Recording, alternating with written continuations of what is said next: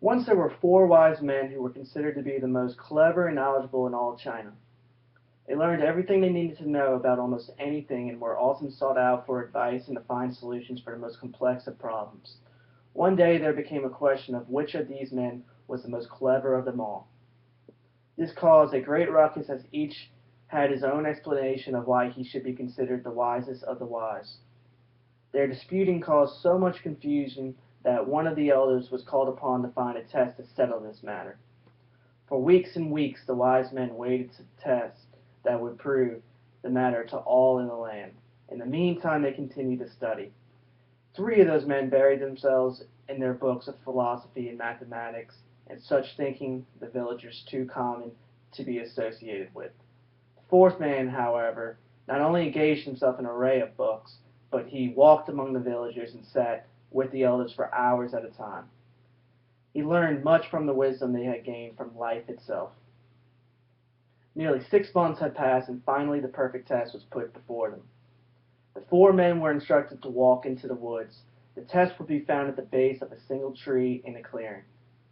They started out early the next morning before day, for it took a half-day's journey for them to reach the tree. The only thing they found was a pile of bleached bones. They appeared to be those of some sort of animal. The four stood and puzzled over the bones for some time before the first man spoke. "I will use my knowledge to put these bones back together. That will prove my status." He immediately went to work. After some time the bones stood erect and interlocking. The men examined the project closely. "Ah, I know where these bones came from. I can put flesh and fur back on them and restore the animal's beauty." The second man began his work, and within a few hours a fierce-looking tiger stood before them.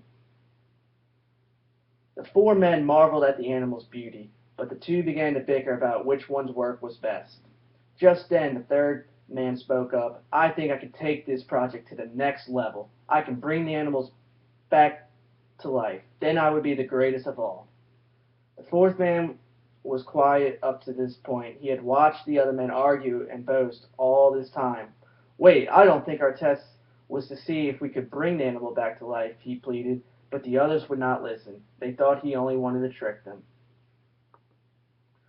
When he realized he was being ignored, he scrambled to the top of the tree. The third man got busy and soon had breathed life into the ferocious tiger.